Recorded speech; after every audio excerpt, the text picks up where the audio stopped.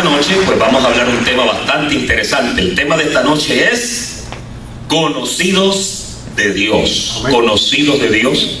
Ayer por la tardecita yo le pedí al Señor que me diera un tema, y nosotros pues tenemos una librería de referencia de muchos años que llevamos enseñando este pacto, y el Señor no me permitió ver ni una sola referencia. Comencé a escribir de mi mente, los versos empezaron a llegarme, y cuando terminé, esto fue lo que se gestó. Así que esto es lo que vamos a hablar hoy. Conocidos de Dios. Hay un pueblo al que Dios conoce, es lo primero que hay que decir. Hay un mundo por el cual Cristo Jesús dio su vida y derramó su sangre.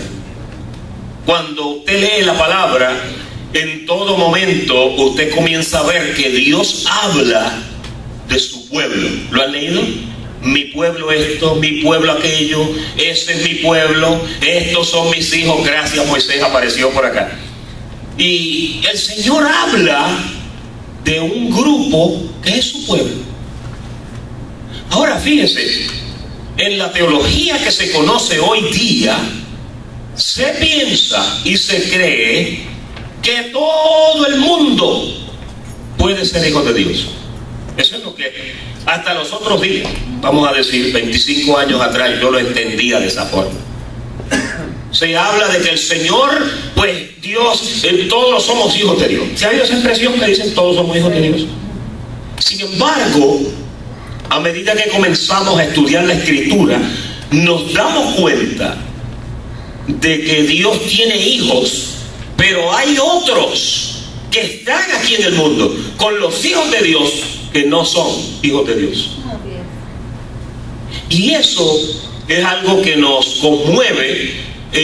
Hay personas que cuando se les habla de esto, les pasa lo que le pasó al pueblo romano. El pueblo romano dijo: ¿cómo puede haber injusticia en Dios?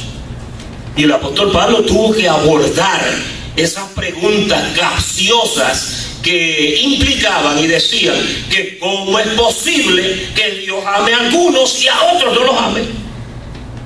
Dígame una cosa, usted como padre, usted no va a aborrecer, si usted tiene 2 hijos, no va a aborrecer a uno y amar al otro. Usted los va a querer a los dos. Obviamente siempre hay un favorito, ¿verdad que sí? Hay uno que como que tiene más afinidad con uno, pero todos son hijos. Ahora, cuando usted analiza esto a la luz de la Escritura, usted se va a dar cuenta esta noche de que Dios tiene hijos, pero hay otros hijos que no son hijos de Dios. Son hijos de perdición. Entonces la pregunta es esta: si hay hijos de Dios y hay hijos de perdición, ¿qué es un hijo de perdición? Alguien que me diga, ¿qué es un hijo de perdición?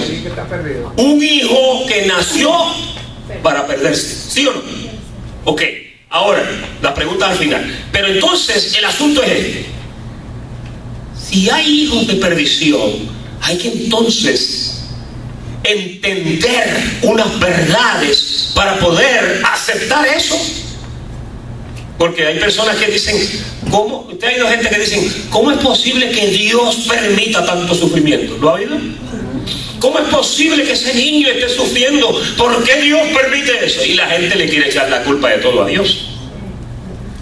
Entonces, cuando miramos a la luz de las Escrituras, lo primero que usted y yo tenemos que entender es que Dios es soberano.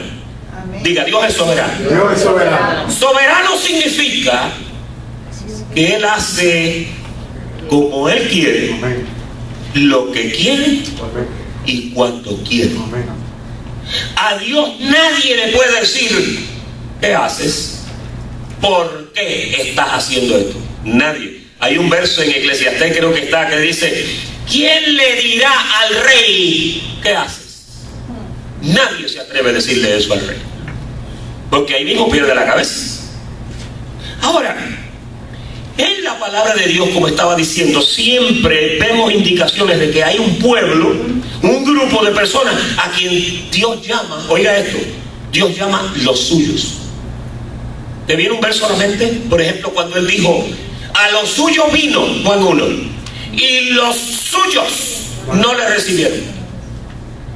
Entonces usted empieza a ver que hay un pueblo que Él conoce, que Él los identifica, que Él los llama que son sus hijos. En otros pasajes un poco más contemporáneos, como los de 2000 años atrás en las cartas apostólicas de Pablo, dice la iglesia. La iglesia es la adquisición de Dios en el Calvario. Y a esa iglesia Dios le llama los suyos. Su gloriosa iglesia, su preciosa iglesia, su perfecta iglesia. Pero entonces, cuando se entiende eso, hay que entender que hay otro grupo que no son la iglesia. Por ahí vamos a comenzar hoy para ver un poco acerca de esto, y vamos a empezar con un verso de la epístola de Timoteo, la segunda carta que Pablo le enviara a Timoteo, en segunda de Timoteo, capítulo 2 y verso 19. Dice: pero el fundamento de Dios está firme, teniendo este sello: conoce el Señor a los que son suyos. ¿Lo estás viendo en tu Biblia? Conoce el Señor a los que son suyos. Ya Dios los conoce. Y después añade y dice: apártese de iniquidad todo aquel que invoca el nombre de Jesucristo. Ahí está dirigiéndose a lo que Él conoce a Dios. Ahora, miren otro verso que está en Juan, el capítulo 10, porque para entender lo de los hijos de Dios hay que entrar al libro de Juan, obligatoriamente. Capítulo 10, versículos 14 y 15. Mire cómo Jesús dijo por su boca: yo soy el buen pastor y conozco mis ovejas. Note que ahí Él dice que conoce a sus ovejas. Cuando usted ve la expresión mis ovejas, usted tiene que entender que ahí Él está hablando de gente que Él ya conoce. Yo conozco mis ovejas, pero no se queda ahí. Mira lo que dice: y las mías, que son las que Él conoce, también me conocen a mí. Cuando usted lee un fragmento de un verso tan poderoso como ese, que sale de la boca de Dios mismo manifestado en carne, usted tiene que entender que de las personas que Él está hablando ahí, hubo una relación previa con esas personas. Yo no puedo decir yo conozco a María si nunca he tratado con ella. María no puede decir yo conozco al pastor Eladio si nunca ha tratado conmigo. Tiene que haber un conocimiento previo. Diga, conocimiento previo. Conocimiento previo. Conocimiento previo implica, indica, infiere que hubo una relación anterior donde se conocieron. Las mías me conocen, dice. Así como el Padre, oiga, ahora esto se pone bien delicado y bien íntimo, porque ahora Jesús dice: las ovejas mías me conocen y yo las conozco. Dice: como el Padre me conoce y yo conozco al Padre. Fíjese, lo que Jesús está diciendo ahí es que la relación que Él tiene con esas ovejas, que Él las llama sus ovejas, que Él las conoce y que ellas las conocen, dice que tienen una relación tan estrecha y tan estrecha, que es como la relación estrecha del Padre con el Hijo. ¿Cuántos lo ven? Dice: como el Padre me conoce y yo conozco al Padre, y luego añade y dice, ahora sigue hablando de las ovejas: y yo pongo mi vida por las ovejas. Cuando usted mira un verso como ese, usted tiene que llegar inevitablemente a la conclusión de que las ovejas del Señor no son gente al azar que se convirtió por el libre albedrío en su pueblo. No, hay una relación previa. Vamos a ver otro verso, porque esto hay que apretarlo bien, porque con un verso yo no te puedo establecer una doctrina. Juan 10, capítulo 4, bórrenle el 14, es el 10, 3. Vamos al verso 3. a este abre el portero. Después que dice el verso 1 y 2 que él es el pastor y que él entra, a este abre el portero, y las ovejas oyen su voz, y a sus ovejas llama ¿cómo? Nota que cuando tú llamas a una persona por nombre es porque la conoces. Tú no puedes llamar a alguien por nombre que tú no conoces, a menos que alguien te haya dicho, mira, por ahí va fulana o por ahí va fulano. Dice, llama por nombre y las saca. Y cuando ha sacado fuera todas las, oiga la expresión, propias. Cuando tú miras la palabra propia, de ahí viene la palabra propiedad. Propiedad significa que le pertenecen a Él. Yo antes pensaba que el Señor vino al mundo y Él es tan bueno que Él vino para dar su vida por todo el mundo. Y poco a poco empecé a despertar y me di cuenta que Él vino solamente a morir por su iglesia. Él vino a morir por sus ovejas. Él no vino a morir por todo el mundo. Vamos a ver, vamos a entrar un poquito más adentro. Verso 4. Y cuando ha sacado fuera todas las propias, va delante de ellas. ¿Y las ovejas qué? Las ovejas le siguen. ¿Por qué? Nota que ahí dice que la oveja propia, propiedad del Señor, sigue al Señor porque tuvo una relación previa y porque conocen la voz de su pastor. ¿Cuántos ven ahí una relación? Es una relación.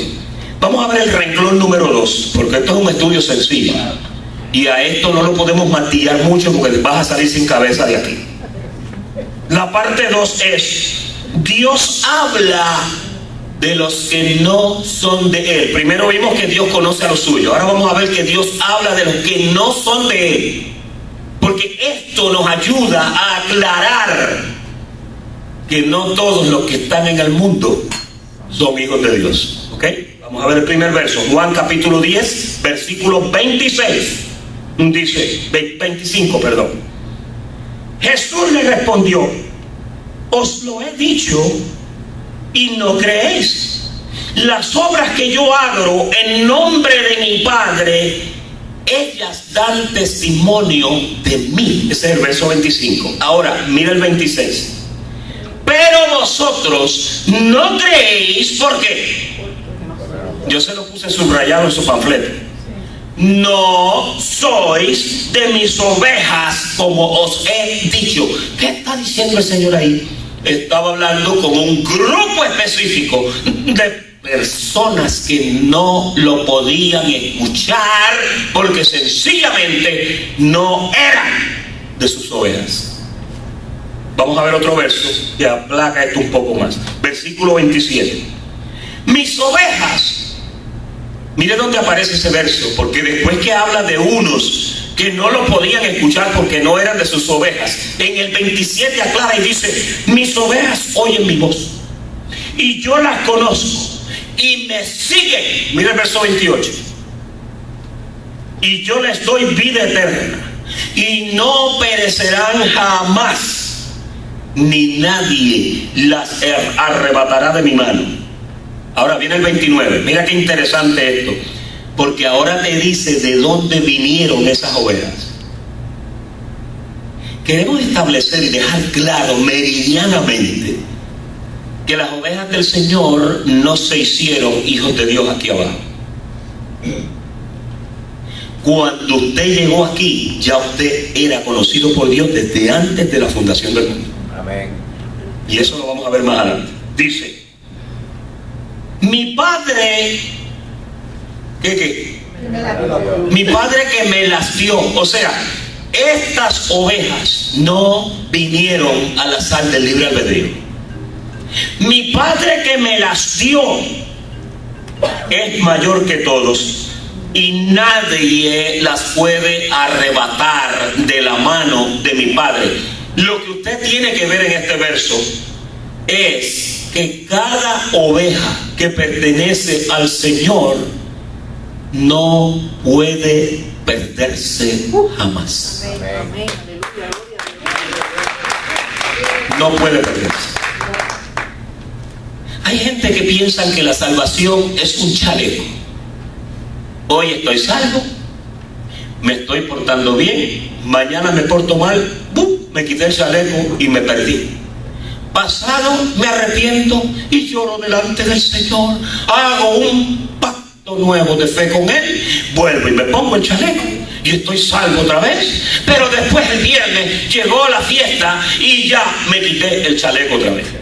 Entonces hay cristianos que andan perdidos, salvos, perdidos, salvos. Soy hijo, no soy hijo. Soy oveja, soy lobo. Peligroso eso. En el cielo no existe esa teología. Exacto. Eso es una teología enferma que el que la enseña no debe de pararse en púlpito. Aleluya. Porque las ovejas del Señor nadie las puede arrebatar de la mano del Señor. Gloria a Dios. Nadie. Gracias, Señor. Wow. Ahora, vamos a ver lo que dice Juan capítulo 8, versículo 42. No se me quedó nada, ¿verdad? María, cuando se me quede algo, tú me avisas. Jesús entonces les dijo: si vuestro padre fuese Dios, porque ellos dijeron, nuestro padre es Abraham, porque nosotros no somos hijos de fornicación. Cuando usted lee ese capítulo, usted va a ver todo eso. Y él llega y le dice: si vuestro padre fuese Dios, ciertamente me amaríais, porque yo he salido y he venido, pues no he venido de mí mismo, sino que Él, el Padre, me envió. ¿Cuántos sabían que Jesucristo no tuvo un principio? Amén. Él era, Él siempre ha sido. Amén. Perdón, Él no era, Él es, y punto. Después dice el verso 43, y esto es una pregunta: ¿por qué no entendéis mi lenguaje? ¿Por qué no podéis, la pregunta es: ¿por qué no entendéis mi lenguaje? La respuesta es: porque no podéis escuchar mi palabra. La oveja puede responder cuando el pastor la llama. La oveja, el pastor la llama por su nombre y la conoce, y ella conoce al pastor.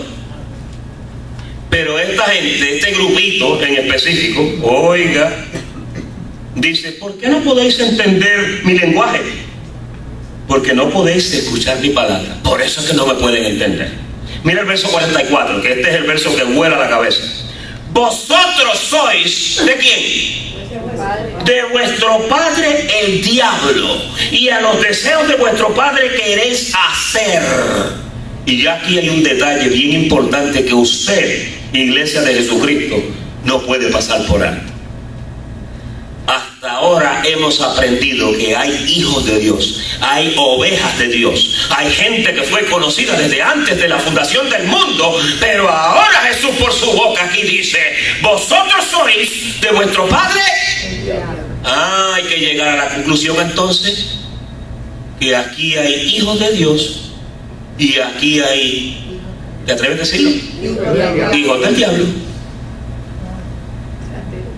Pastor, es que eso es muy fuerte. Usted tiene que hablar amor, pastor. Vosotros sois de vuestro padre el diablo, y los deseos de vuestro padre queréis hacer. Oiga bien, oiga.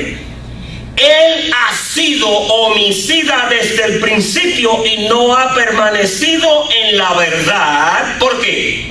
Porque no hay verdad en él. Cuando habla mentira, de suyo habla, porque es mentiroso y padre de mentira. Y hasta aquí yo veo aquí en la tierra dos padres. ¿Sí o no? Sí.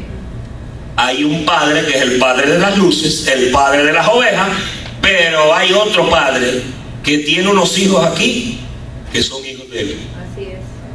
Wow. Esto se va a poner bien peludo en un ratito. Primera de Juan, capítulo 3, verso 12, para ver lo que nos dice el ancianito Juan. para allá para el año 92. Ya Pablo se había muerto. Él era el único que quedaba, porque Juan fue el discípulo más joven. Era tan jovencito que se recostaba en el pecho del maestro y dice que oía los latidos del corazón de Jesús. Juan, primera de Juan 3:12 dice: no como Caín, que era ¿de quién? Del maligno. Fíjate, te lo puse ahí en subrayado, porque cuando tú leas esto, tú tienes que entender que este apóstol está diciendo que el papá de Caín no era Dios. Pastor, pero es que él nació de la Virgen. Él nació de Eva. Era virgen. Él nació de Eva, y Abel también nació de Eva, sí, pero ahí hay una manufactura de dos cosas. Voy a usar la palabra patenta, que siempre la hemos usado. En el Edén hubo una transgresión que le dio entrada a unos hijos que no eran los hijos de Dios. Vamos a verlo. Esta es una sorpresa. Génesis 3:15. Cuando el hombre y la mujer transgredieron en el Edén, hay este verso, y este verso tiene una infinidad de revelación. Pero nosotros lo leemos, y obviamente ahora que estamos en el tema es que hay que ponerle atención a esto. ¿Qué dice? Y pondré enemistad, le dice. Este es Dios hablándole aquí. Mira. Y pondré enemistad entre ti y la mujer, entre tu simiente y la simiente de la mujer, y la simiente suya. Esta, ahí está hablando ahora de las dos simientes. Esta te herirá ¿dónde? En la cabeza, y ella te herirá ¿dónde? En el calcañar. Usted ha oído infinidad de predicaciones de esto. Usted sabe que la herida de Jesús en la cruz, los pies, fue por el calcañar que lo clavaron.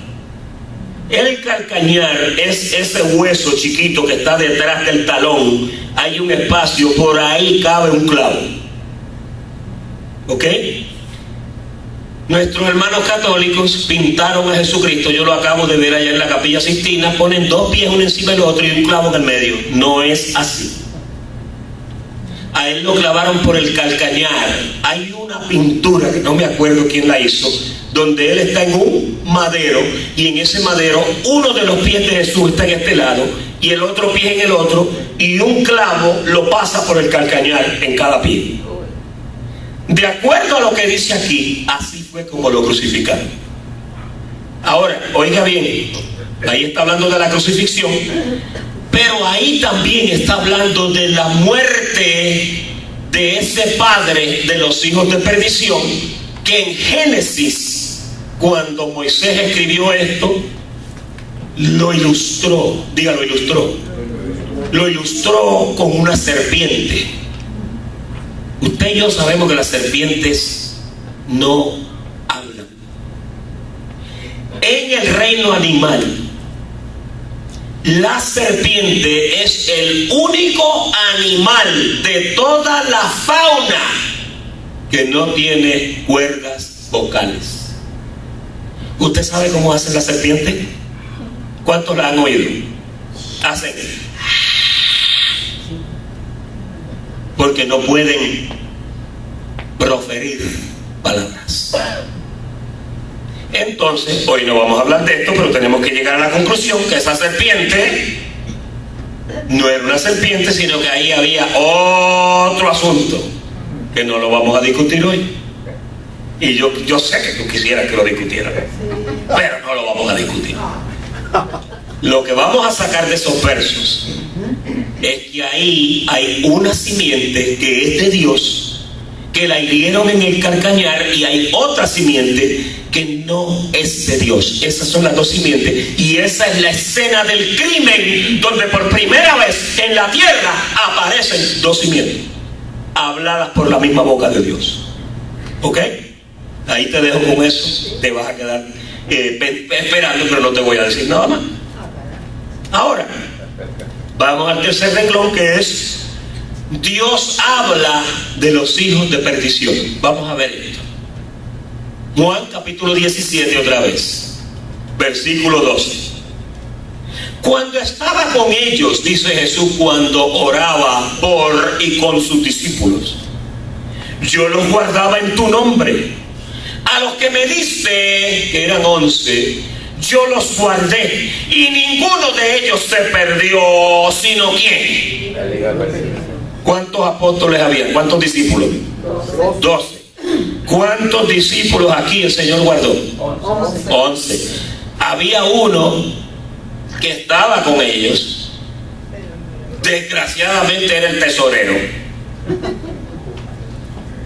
Era el tesorero, era el que guardaba el dinero y el que hacía los apuntes. Y este individuo, la Biblia dice que extraía de la bolsa. Era un ladrón. ¿Ok? Ahora,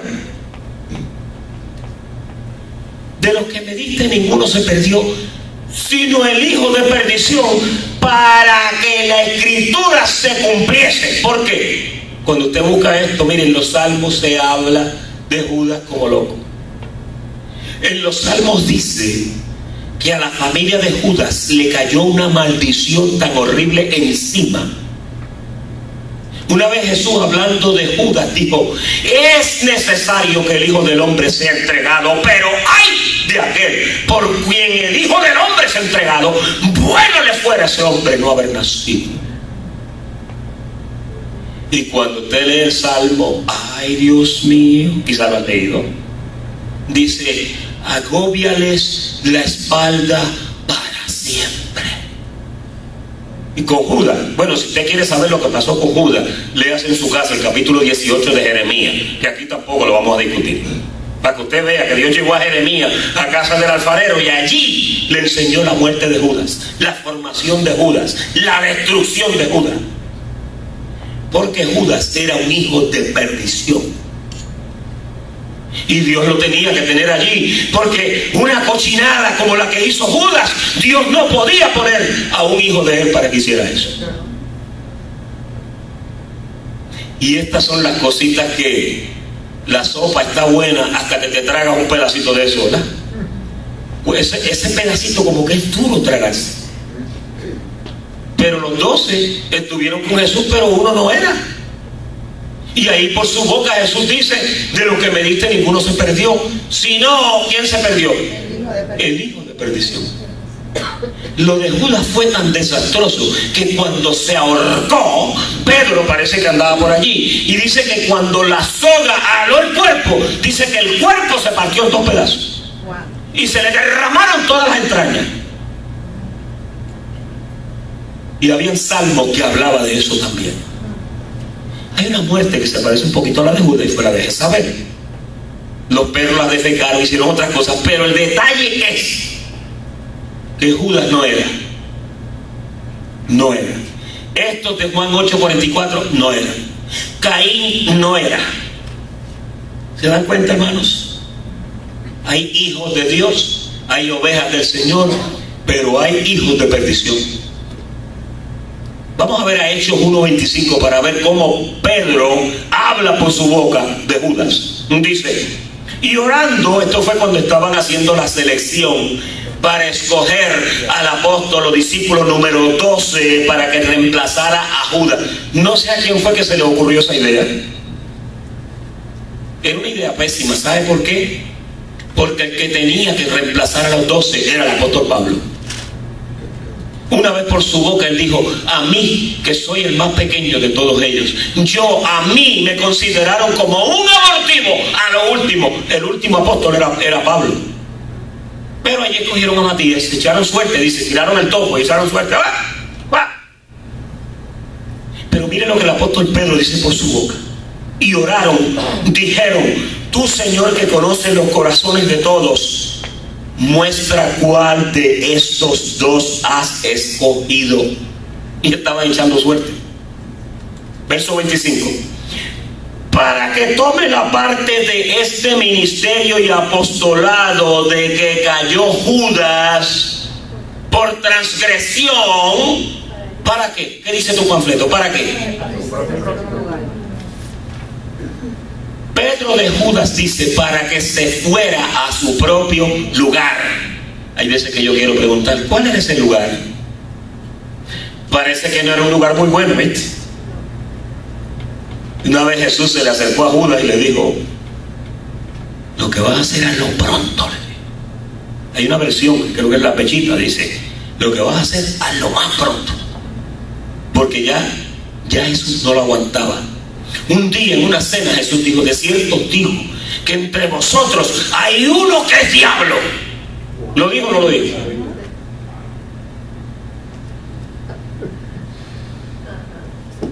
Cuando estas cosas pasan, tú empiezas a ver a Dios y como que lo ves diferente. ¿Sabes cómo tú ves a Dios cuando estas cosas se entienden? Lo ves como el Dios soberano. Amén. Que hace lo que Él quiere, que escoge los vasos para hacer lo que Él quiere. Mire, Satanás fue un vaso que escogió Dios para hacer lo que hizo. ¿Usted sabía eso? Satanás fue un escogido para perdición. Y después que logró su propósito, todas las escrituras proféticas de Satanás decían: para siempre dejarás de ser. Cuando terminó su proyecto, lo destruyeron y quedó destruido. Ponme ahí Hebreos capítulo 2, verso 14, por causa de las visitas. Así que por cuanto los hijos participaron de carne y sangre, ¿qué dice? Él también participó de lo mismo. ¿Para qué? ¿Para qué? Para destruir por medio de la muerte al que tenía el imperio de la muerte. Y por si hay dudas, esto es al diablo. Ahí ocurrió la destrucción de Satanás. Pastor, pero es que en todas las iglesias reprenden a Satanás todos los domingos. Todos los domingos lo echan fuera y le dan una carga de palos, pero no sé cómo el otro domingo está Satanás otra vez en la iglesia. Y eso le ha producido millones de dólares a los ministerios que capitalizan con una mentira tan fatal como esa de meter al diablo en la iglesia de Jesucristo para reprenderlo. Satanás no tiene parte ni suerte en la iglesia de Jesucristo.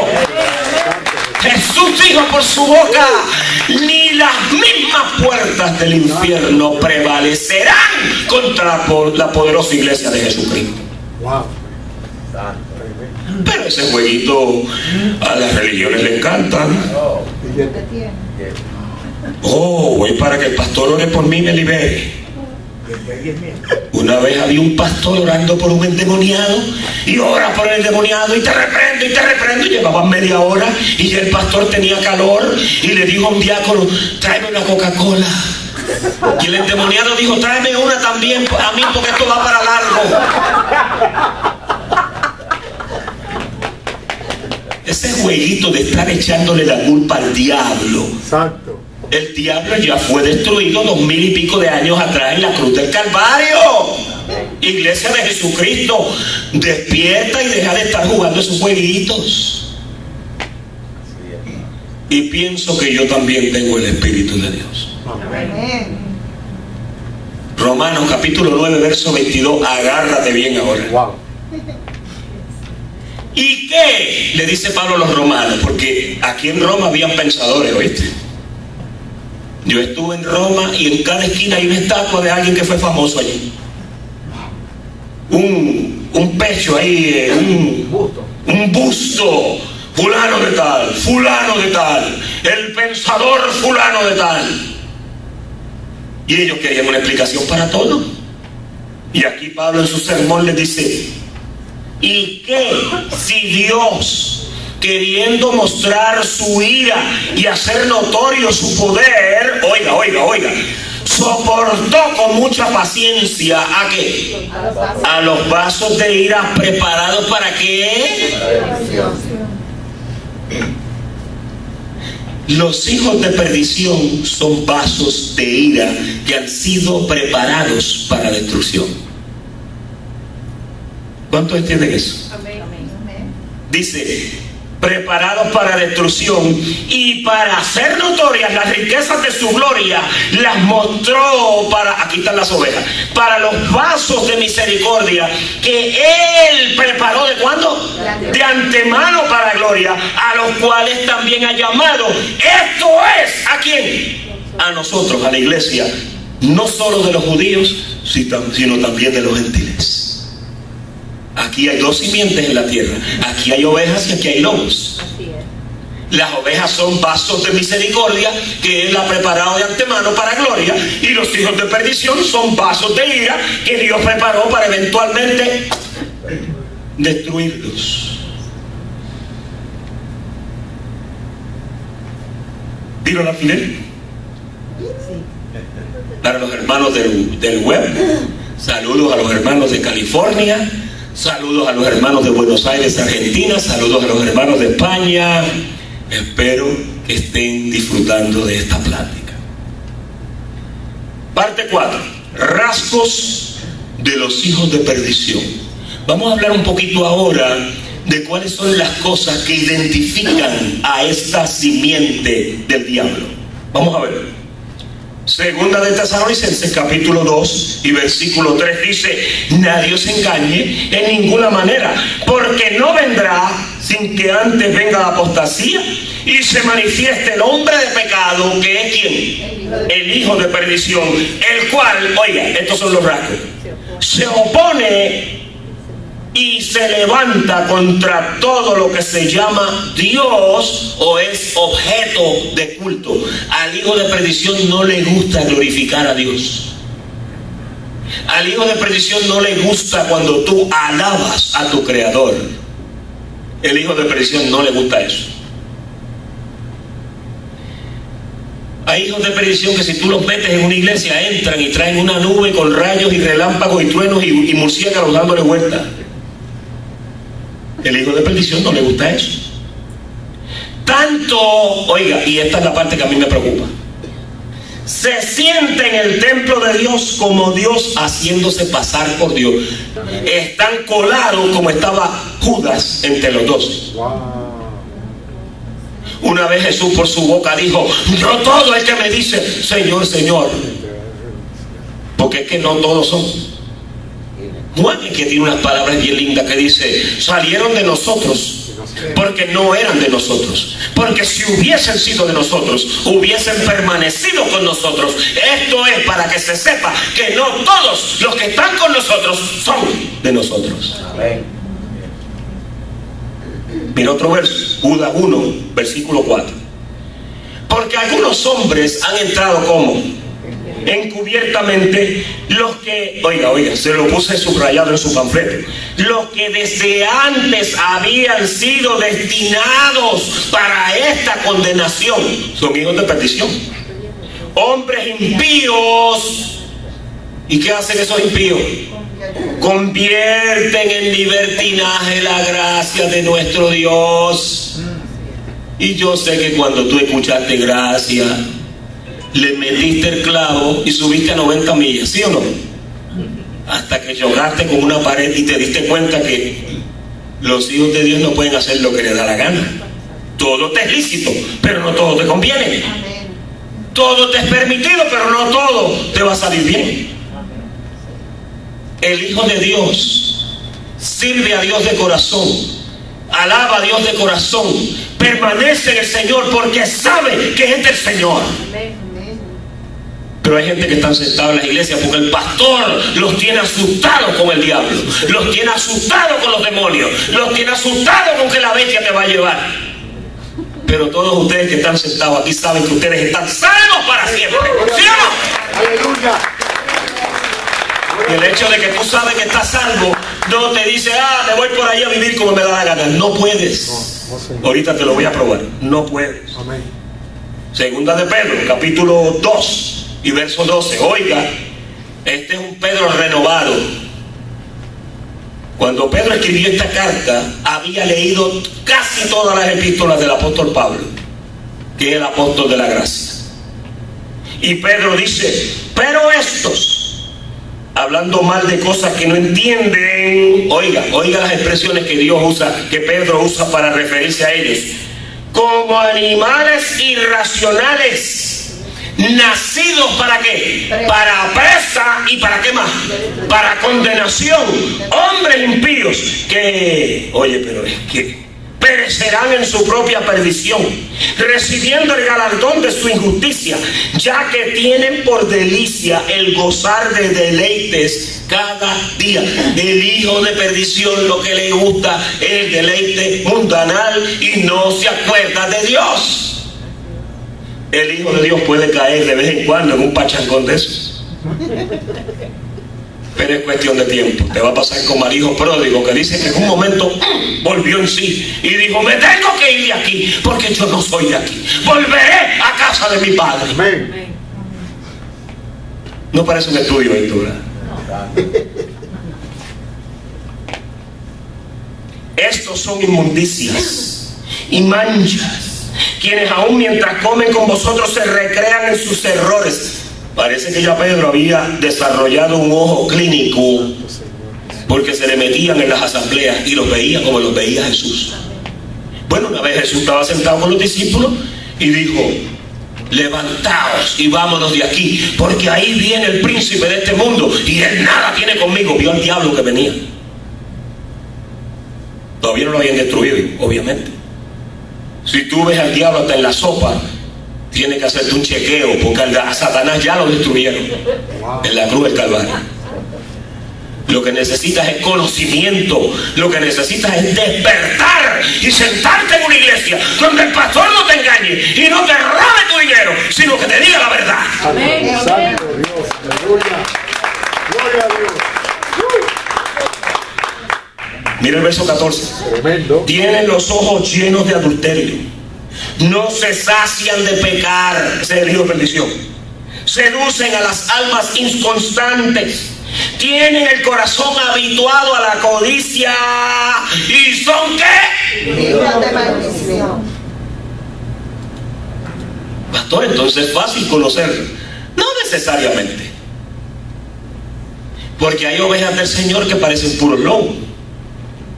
Por eso tenemos dibujos por ahí de ovejas vestidas de lobo y de lobos vestidos de oveja. Un hijo de Dios puede caer en un adulterio. Un hijo de Dios puede caer en una situación embarazosa y complicada. Pero es cuestión de tiempo. Es cuestión de tiempo. Ahí te voy a dejar resumen. Santo Dios. En este mundo hay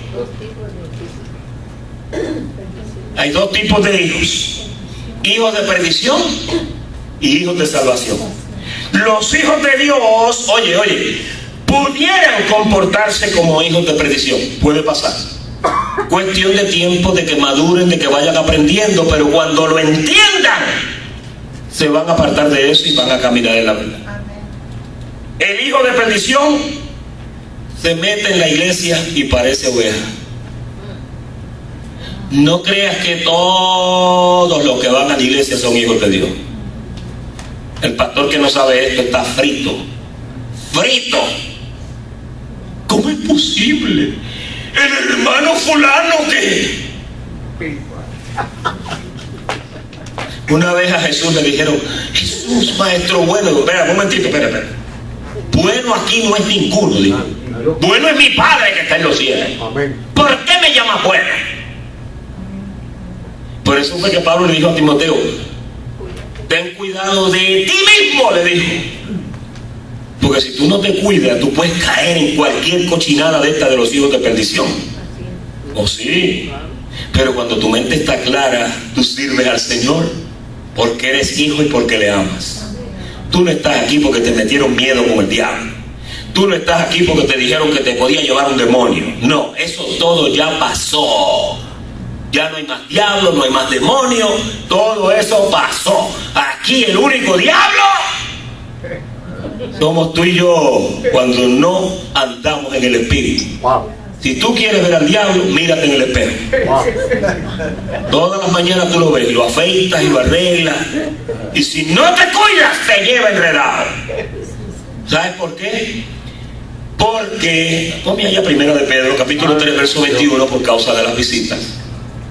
Mira. El bautismo que corresponde a esto ahora nos salva. ¿Y qué dice? No quitando las inmundicias de la carne, sino como la aspiración de una buena conciencia hacia Dios por la resurrección de Jesucristo. Pero tu carne es diablo puro. Y todos los días tú y yo tenemos que llevarla crucificada.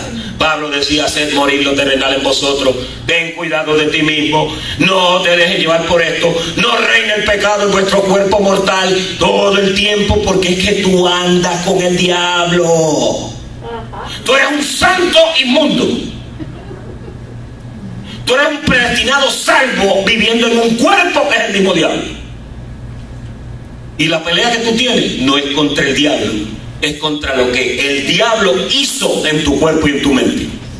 Por eso dentro de ti hay dos naturalezas: la naturaleza de Jesucristo en el espíritu y la naturaleza pecaminosa, que te la dejaron ahí para que tú aprendas a gobernar. Pastor, ¿y cuándo se acaba esto? Cuando te quiten este cuerpo y te rediman con un cuerpo semejante al de la gloria suya. Seguimos con el resumen, el número 3. El hijo de perdición se mete a la iglesia y parece oveja, el 4.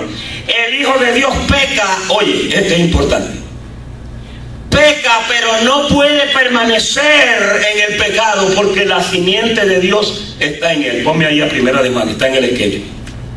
El que practica el pecado es de quién. Oye, el que practica el pecado es del diablo. Porque el diablo peca desde el principio. Para esto apareció el Hijo de Dios, para deshacer las obras del diablo. El Hijo de Dios cuando peca, ¿saben lo que pasa? No puede pecar porque la simiente de Dios está en él. Ponme la primera de Juan 3:8. 3:8. El 12, perdón, el 12. El 12. No es el 8, es el 8 o el 9 que dice: no puede permanecer en el pecado porque la simiente de Dios está en él y no puede pecar. Cuando el Hijo de Dios persiste en pecar, ¿sabe lo que le pasa? Que Dios lo disciplina, lo corrige y lo azota. Ahí lo tenemos, 9. Todo aquel que es nacido de Dios no practica. ¿Qué significa practicar? Hacer algo repetidas veces. Dice: no practique el pecado porque la simiente de Dios permanece en él y no puede pecar porque es nacido de Dios. Llega el momento que el Espíritu te dice: deja eso, deja eso, deja eso. Y si no lo dejas, cortar. Pastor, ¿y se salva? Seguro que sí. Si tú mueres por un adulterio, te salvas. ¿Tú sabías eso?